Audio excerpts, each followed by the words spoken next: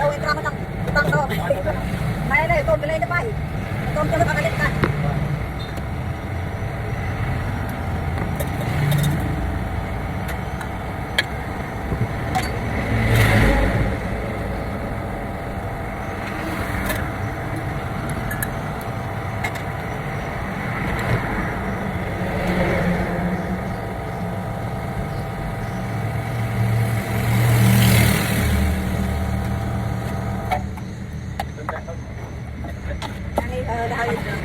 không có tay bơi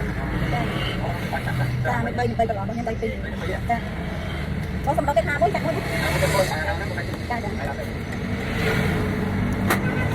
đủ từ đây nó qua đây mua đây không phải đây